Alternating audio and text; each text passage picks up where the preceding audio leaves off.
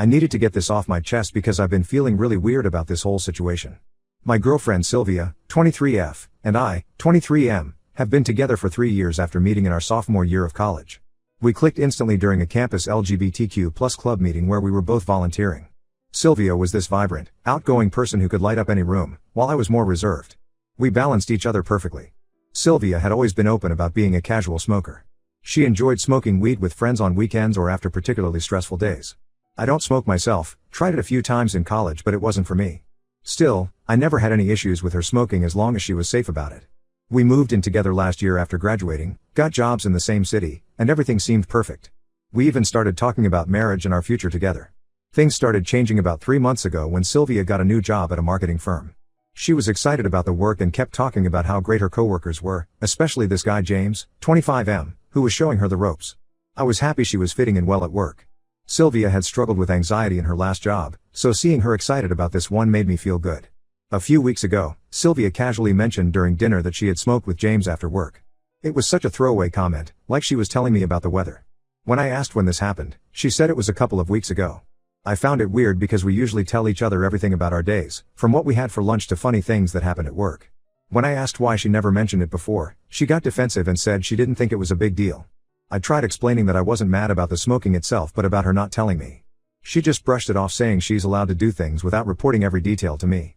The thing is, Sylvia and I have always been super open with each other. We share everything. When I go out for drinks with classmates or colleagues, I always text her updates or tell her about it later, not because I have to but because I want to. It's just how our relationship has always been. So this felt really out of character. I started paying more attention after that incident and noticed some changes in her behavior. She had been staying late at work more often, saying she was hanging out with coworkers. She would come home smelling like weed but wouldn't mention smoking with anyone. Her phone was always face down now, and she had started taking it with her even just to go to the bathroom, something she never did before. Last week, I saw some messages pop up on her phone when she was in the shower. I know I shouldn't have looked, but something in my gut told me something was wrong. The messages were from James asking if she wanted to smoke again after work. What caught my eye was Sylvia's response saying she needed to come up with a better excuse this time because I was getting suspicious. Then I scrolled up a bit and my heart dropped. There were other messages where they were flirting and James was calling her cute nicknames. He had sent her heart emojis and she had responded with kissy faces. I confronted Sylvia about it when she got out of the shower and she completely flipped out. She said I invaded her privacy by looking at her messages. When I pointed out that she had been lying about smoking with James, she admitted they had been hanging out regularly after work for the past 2 months. She claimed they were just friends and I was being paranoid and controlling. She said this was exactly why she didn't tell me about smoking with him in the first place, because she knew I would overreact. The worst part came next. My best friend Amy, 24F, works at the same company in a different department. When I told her about what happened, she got really quiet. After some pushing, she finally told me that she had seen Sylvia and James being very close at work. They would always take lunch breaks together, and she had spotted them holding hands in the parking lot once.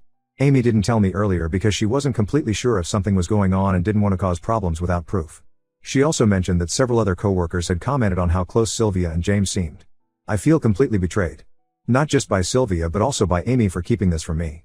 Sylvia and I had talked about marriage just a few months ago. We even picked out rings together at a local jewelry store. We had plans to get married next year and had already started looking at venues. Now I don't know what to believe anymore. Sylvia is still saying nothing happened between her and James but I can't trust her after all the lying. I packed a bag and I'm staying at my sister's place right now. Sylvia keeps calling and texting saying we need to talk and that I'm overreacting. She says I'm throwing away 3 years over nothing and that I'm being immature by not coming home to talk it out. Part of me wants to believe her but the other part knows there's more to this story that she's not telling me. The Sylvia I knew would never hide things from me or gaslight me like this.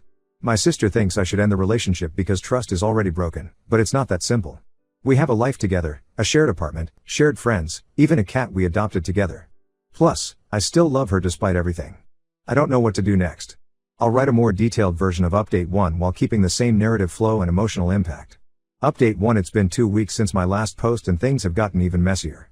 After staying at my sister's for a few days, Sylvia kept bombarding me with messages saying we needed to talk in person.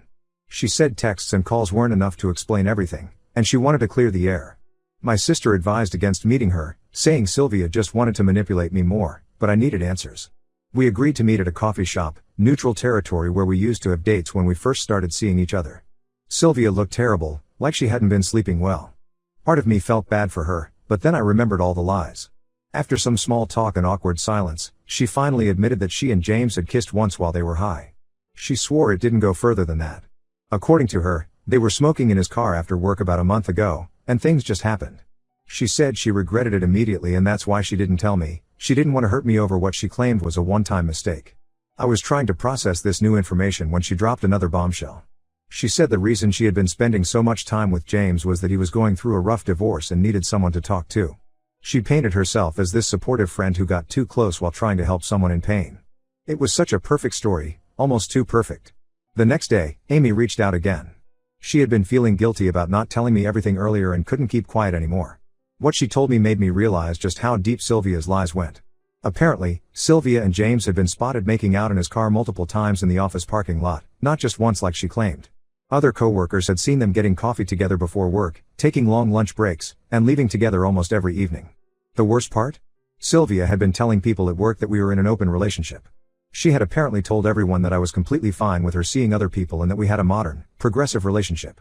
Some coworkers even thought I was cool with everything because Sylvia would occasionally mention plans with James in front of others while texting me about working late. When I confronted Sylvia with this new information, she finally broke down. The smoking sessions were never just about smoking, they were excuses to spend time with James.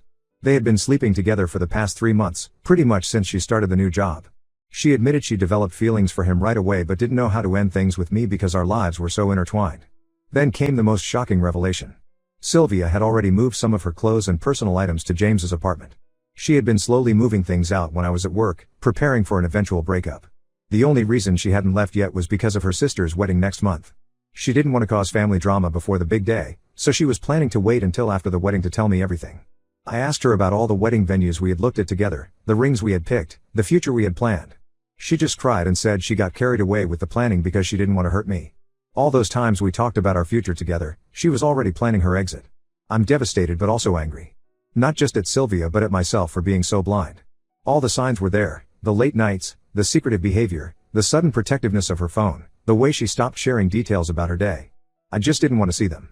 I kept making excuses for her behavior, telling myself she was just busy with the new job or stressed about work. My sister was right, Sylvia just wanted to meet so she could control the narrative. She only admitted to things I could prove and tried to minimize everything else. If Amy hadn't come forward with the whole truth, I might have actually believed Sylvia's story about one drunken kiss and supporting a friend through divorce. I'm back at my sister's place now, and this time I'm not going back. Sylvia keeps sending messages saying she knows she messed up but that she still loves me and maybe we can work things out after some time apart. She even suggested couples counseling. But how do you come back from months of lying and cheating? How do you trust someone who could look you in the eye and plan a wedding while sleeping with someone else? The hardest part is facing our shared friends and family. Some of them think I should give her another chance because everyone makes mistakes. They don't understand that this wasn't just a mistake, it was months of calculated deception. Every time she came home late, every text about working overtime, every kiss goodbye in the morning, it was all part of the lie. I've started looking for my own apartment. I can't go back to our shared place, too many memories, too much pain. My sister says I can stay with her as long as I need, but I need to start fresh somewhere new. Somewhere without reminders of Sylvia and our life together. Update 2: It's been 2 months since everything blew up and my life has changed completely. After our last confrontation, Sylvia moved out while I was at work one day. I came home to find half our apartment empty. She had taken all her things, including some items we had bought together. She left her key on the kitchen counter with a letter saying she was sorry but she and James were going to try having a real relationship. In the letter, she also revealed something that made my blood boil. She had told her family and friends that we broke up because I was controlling and paranoid. She claimed I had been checking her phone constantly, tracking her location, and forbidding her from having male friends. None of this was true, but she needed a way to explain our sudden breakup without admitting to her affair. Her story spread quickly through our social circle. Her sister, who was always close to both of us, has been posting passive-aggressive comments about toxic relationships and emotional abuse on social media. Several mutual friends have unfollowed me and stopped responding to my messages. Even some of my own friends seemed unsure about what to believe. The most painful part was losing Amy's friendship. After telling me about Sylvia and James, she stopped talking to me completely. She said she felt too guilty about keeping their secret initially and that being around me reminded her of her own role in everything. I understand her feelings, but it hurts to lose my best friend on top of everything else.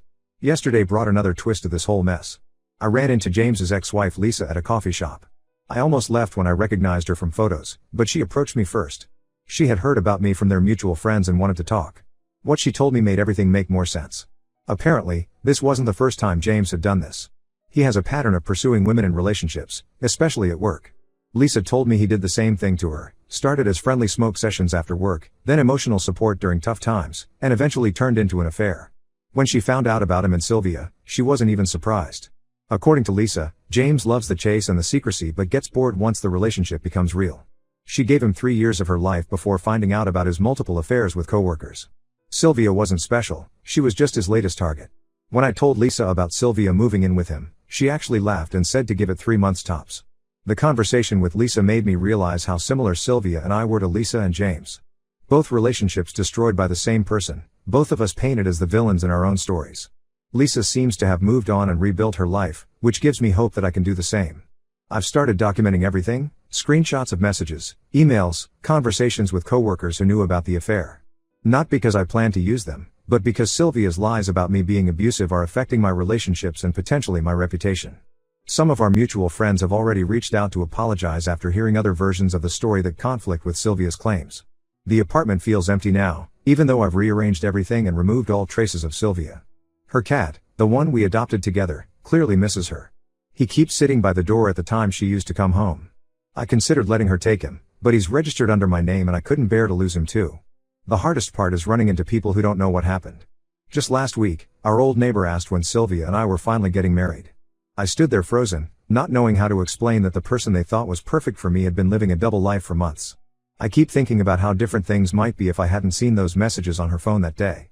Would she have gone through with her plan to wait until after her sister's wedding? Would she have kept lying to me while building a life with James? Sometimes I think finding out when I did was a blessing in disguise, even though it doesn't feel like it most days. Update 6 months have passed since my world turned upside down, and I'm finally starting to feel like myself again. A lot has happened since my last update. Sylvia and James's relationship crashed and burned exactly as Lisa predicted. They barely made it 3 months. From what I heard through mutual friends, he started pulling away and staying late at work, just like he did with his ex-wife. The irony wasn't lost on me. Sylvia tried reaching out about 2 months ago. She sent a long email apologizing for everything, the affair, the lies, and especially for spreading false stories about me being abusive. She admitted that she made up those stories to save face with her family and friends. According to her email, James had already moved on to someone else at work, and she finally understood how Lisa must have felt. I didn't respond to her email. What could I say? That I forgive her for destroying our 3-year relationship? For making me question every memory we shared? For turning our friends against me with lies? Some of our mutual friends have reached out after learning the truth, saying they should have known better than to believe her stories. I'm polite when I run into them, but I'm not interested in rebuilding those relationships. I've made some positive changes in my life. I got a promotion at work and used the salary increase to move to a new apartment in a different part of town. It's smaller than our old place, but it's mine, and there are no memories of Sylvia here. The cat adjusted well to the new space, and he finally stopped waiting by the door for her to come home. Amy reached out recently too. We met for coffee, and she broke down crying, saying she should have told me everything as soon as she noticed something was wrong between Sylvia and James. She explained that she was scared of losing her job if she got involved in workplace drama, but she regretted choosing her comfort over our friendship. We're slowly working on rebuilding our relationship, but it's different now. Trust, once broken, takes time to repair. Sylvia's sister eventually apologized for her social media posts. She had recently caught her own boyfriend cheating and realized how wrong she had been to judge me without knowing the full story. She even offered to publicly clear my name, but I declined. I'm done with the drama and public spectacles. The whole experience changed me in ways I'm still discovering. I'm more cautious now, but not bitter. I've started dating again, casually, and I'm upfront about my boundaries and expectations. When people ask about Sylvia, I tell them the truth without emotion. She cheated, she lied, and we're better off apart. Lisa and I still meet for coffee occasionally. There's something comforting about talking to someone who truly understands what you've been through. She's engaged now to someone who respects her, and seeing her happy gives me hope for my own future. Sometimes I still get angry thinking about how Sylvia tried to destroy my reputation to cover up her own mistakes. But mostly, I'm just grateful I found out who she really was before we got married. The pain of ending a 3-year relationship is nothing compared to the pain of divorcing someone who could lie so easily. I don't know what the future holds, but for the first time in months, I'm excited to find out. My life isn't perfect, but it's mine, and that's enough for now.